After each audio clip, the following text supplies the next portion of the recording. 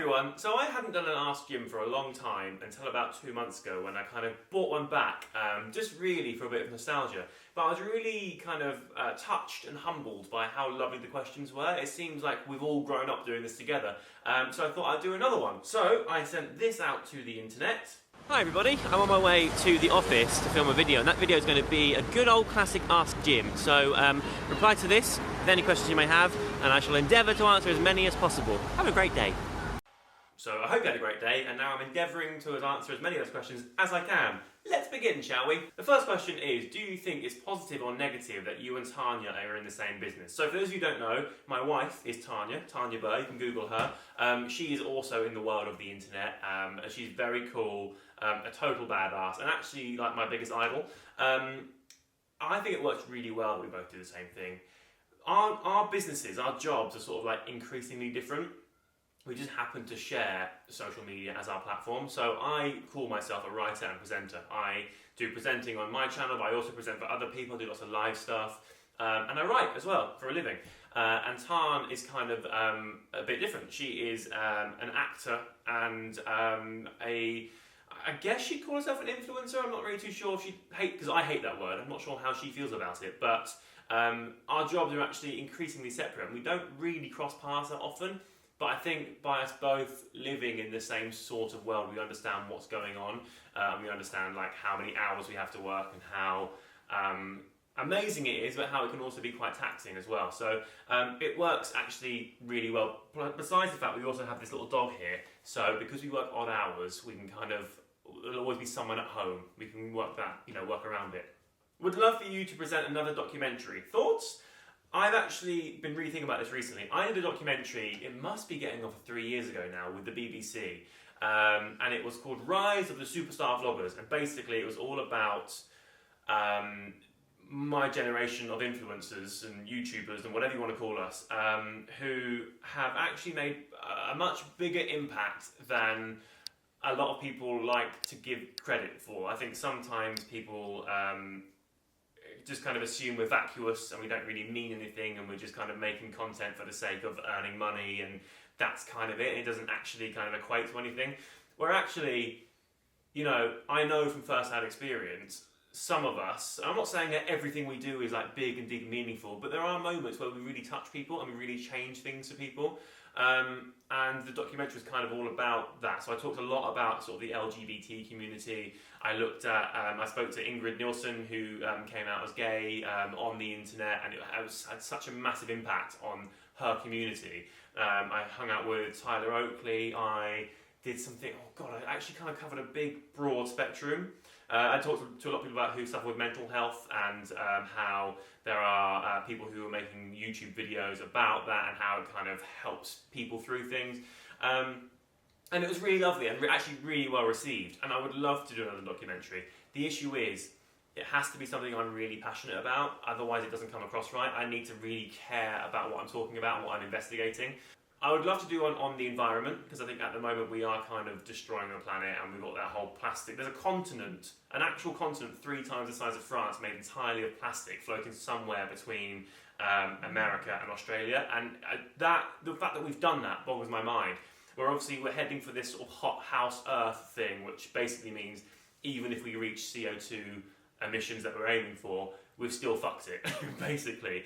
We're destroying habitats for animals, and we're ruining the world on an unprecedented scale. So I'd love to explore that and just try to sort of, raise awareness, make a difference. That, or completely kind of counterintuitively, and maybe on a slightly smaller scale, I would love to do something into the world of fashion.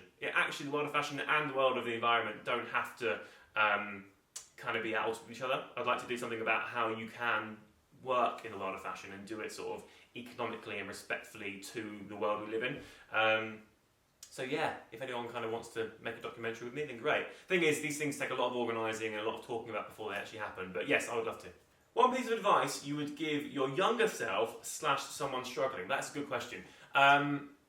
I think if you've watched me for long enough, you'll know, I've kind of answered a similar question before, you'll know that puberty wasn't a cool time for me at all. Plus, when I was younger than that still, my childhood was actually, I actually think I had a nice childhood, but there were elements that have scarred me, actually. And I kind of think that what I would tell myself now is, one, it gets better. You know, I look at me now. I'm 6'3", 6'4". I'm in the best shape I've ever been in. I have a really cool job.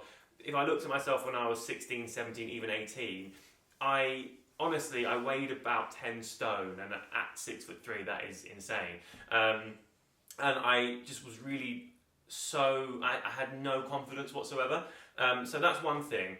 The other thing I would say is that is to kind of do, and this is going to sound really lame and very like it came straight out of a Disney movie, but it genuinely is to do what you love doing. I have worked a bunch of really shit jobs before I become doing what I do now. And I was really sad. Genuinely, I hated it. I spent a lot of my time just moping, and I just didn't like existing. This is as simple as that. And then I found what I was doing. And this is before I earned any money from it, by the way, before I was doing it purely for the passion. And like that, my mentality changed, and I just was so much happier. As it happens, I've managed to monetize what I do for a living, and it's become kind of a career, and that's amazing. But even if I hadn't, I'd still be doing it anyway, because it's so important to have that kind of creative outlet, without which I just was really struggling with. So pieces of advice, there are two of them. One, it gets better. Two, do what you love. What's your favourite alcoholic drink right now? You got me hooked on gin and tonic. I'm glad I got you hooked on gin and tonic, but I hope when you say hooked, it's a very loose hooked and not like an alcoholic hook. I hope you're just kind of like enjoying one here and there responsibly. Do you know, it really depends on the mood I'm in. One thing I'm not enjoying at the moment is a dirty martini, because I had a few recently and can't look at an olive straight now. A dirty martini is a martini but with olive brine in it and an olive floating in it, and they've been ruined for me. But I love a dry martini. I'm really into, do you know what I'm really into? Like Grey Goose vodka on the rocks, which is it's actually a really smooth vodka, so it's really easy to drink, but I had one recently and someone had a sip of it, and it's alcohol, just pure alcohol, but I love it. That I'm really into sours, like a whiskey sour, or I had an amaretto sour recently. Basically, you name it, I'll drink it in moderation. How do you deal with procrastination? I'm actually really motivated. I get distracted by things sometimes. Like today, for example, for the first part of the day, I was supposed to be working, but instead I tried to make a coffee this morning, and my coffee machine needed to be descaled, so I spent 2 hours of my day descaling the coffee machine. Other than that, I am really good at working. I'll wake up in the morning and I'm like, right, what's on the agenda? I love what I do, so I'm really up for it.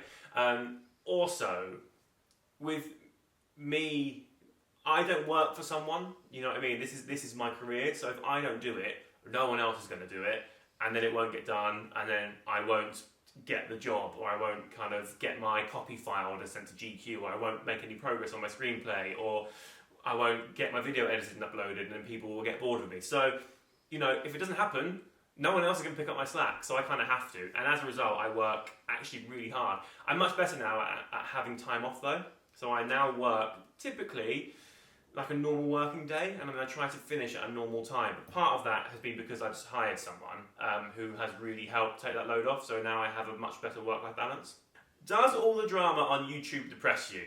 I'm not actually aware of what drama you're speaking of, to be honest. I don't really get bogged down in it. I don't watch much content. I don't really kind of engage in much content either, because I spend so much time making it. And also, as a 30-year-old man, the stuff I watch on the internet is either about films or it's about science and stuff, and that's kind of it, and there is no drama in that. I honestly don't have time for any of the drama. I just do my thing and I move on. I think my friends know this, because some of my friends do what I do, and if they're involved in any of the drama in some way, they know that just not to get to tell me about it, because I just want to live in a happier environment. And I also think that as you get a bit older, this is going to sound ridiculous, I feel, because I'm not actually that old, but as you get a bit older, your priorities change, and I care less about small talk and drama and kind of like who said what about who. I just want to do cool shit, basically, and I want to kind of pay my mortgage and have kids and live a normal life. I don't know, my priorities just sort of change, I suppose. Oh, here's a good one. Do you believe in serendipity? No, I don't believe in serendipity or fate or karma or any of that stuff. I'm quite sort of scientific with the way my mind works. I still have like a lot of sort of creativity. And in fact, a lot of the writing I'm doing has a bit of both, sort of a sciencey base, but lots of like a creative story around it. But there's no mathematical equation, there's no sort of law of physics about serendipity or fate or karma. I just believe that you should live your life in the most positive way possible, because it makes, one, your life better, and also the people around you, their life better. And that's the way I like to kind of go. I don't believe that if I don't kill an insect, suddenly, the world's going to be a brighter place. I just think I don't want to kill that insect because it's a living creature, and what am I going to gain from it? You know what I mean? I also don't believe that if I do kill an insect, suddenly a massive one's going to come bite my head off, because that's just bollocks, isn't it? So, I don't know, I don't believe in any of those things, but I still like to sort of live a very positive existence. I genuinely think that your life is reflected in your outlook of life. If you're positive and the glass is always half full, then you're more likely to be happy with what you have, you know what I mean? And if you could be a bloody millionaire, but if you're just naturally quite a negative person, what does it mean, So, yes, I just think be good. What is your favourite season and why? My favourite season is autumn, or fall as the Americans call it, because I like a bit of a chill in the air, and I like that you can layer up and wear loads of clothes. I mean, summer's lovely, obviously, you get lovely weather and everything, but you can only really wear jeans and t-shirt or shorts and t-shirt, and it gets a bit boring quite quickly. I love sort of feeling cosy and bundling up and having like a coffee and just kind of, I don't know, there's something nice about it. Plus it's prettier, lots of leaves on the ground, and I like it. Not a question, but just thought I'd tell you that 147 Things was the only book I carried with me to college. A smiley face. That's amazing. Thank you very much. I really appreciate that. So 147 Things was the book that I spent most of last year writing, and it came out in October last year. And it's basically sort of like a collection of my favourite things. There's things that I find fascinating, or my view on the world, or whatever, all those things. And I am really good at sort of like the making of stuff. Not so good at the follow-up that comes after. So I spent all this time writing the book, and then the book came out, and I think it did alright. I don't know. This is the thing. I don't want to know if it sold very well or not, because that stresses me out. All I want to do is kind of keep creating things. However, I had to write a CV the other day for this kind of film writing thing I was doing, and I haven't had to write a CV for a long time. I've got a weird job, and it was really it was hard to do, and I thought, I'm going to have to sort of talk about the book, aren't I? And I haven't looked at the book since it came out. I love it, and I'm really proud of it, but I just don't want to know other people's opinions about it, because it worries me. And I found myself on Amazon, because I was like, I've written this book, because obviously it's a writing thing, I thought it'd be good to tell the film people about. Went on Amazon, and I saw it's on 4.2 stars, which is bloody amazing, is it not? I was really chuffed about that. Then I read 2 comments and thought, I don't want to push my luck, because those 2 comments were really positive, and I thought, I don't want to know anymore, so I left it there. But I left on a real high. It's been, about 9 months since it came out, maybe a little longer, and it's so lovely to know how well it's been received. So, yes, thank you. Why don't you film in your house anymore? Actually, weird timing, because I am filming in my house today, but I haven't been for a while, since the beginning of this year. We have an office down the road. It's about 10-15 minutes from here. The reason being, my house started to feel like a workplace, and it was really stressful. I got a lot of camera kit and just a lot of stuff in this house that it takes to sort of run the YouTube channel and the Instagram stuff and everything, and it was just a bit stifling. And I remember being upstairs in the attic where I used to film, but if I stand up in the attic, I've got about that much room before my head hits the ceiling, and it wasn't nice to film videos in there. Plus, there were 4 of us. There was me and Tanya, and then both of our assistants, and one day I was sitting there trying to write something for my book or something, and then I had all the girls, so Tanya and all the other guys were talking, and Tanya was asking what's your favourite flavour of crisp? And I just stood up and went, that's it, I can't take it, you're all doing my head in, I want peace and quiet so I can write. And we decided that we would find an office. So where you see me film most of the time is a little place we rent where I keep all my kit, and I will write from there and I'll film from there. And it's just it's like a real workplace now. So when I come home, I know that home is not a place for work, it's a place for home stuff. That's why. And actually, it's bloody great. It's lovely to have that distinction. When we do another episode of In the Closet, I love that YouTube series. So for those who don't know, In the Closet is basically like an MTV Cribs type thing where I find someone who I think has got really cool style and I go into their wardrobe and just sort of pick things out and investigate and have a rummage. It's really cool. Haven't done one for a while because I've kind of like ticked off all of my mates and now I have to dig further and look for people who I don't know. So yeah, we've actually got one coming up in the next sort of month or so, maybe a bit longer. But there are more coming. I just need to sort of like kind of nail people down. Also, a lot of people say no to it because, as you can imagine, saying, hey, can I come over and like film in your bedroom? A lot of people aren't cool with that. So yeah, they're still coming and I still really enjoy them. So stay tuned. Okay. Good girl.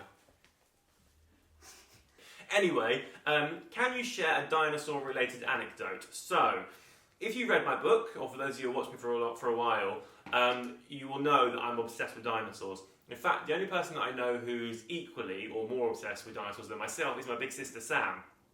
And we are going to go, we haven't booked it yet, but we need to book it. We're going to go on a dinosaur expedition next year where we can actually follow a team of archaeologists and dig up, hopefully, some bones, which is so exciting to me. I forget where we're going now, so I don't want to tell you because I'll get it wrong, but it's going to be really, really hot.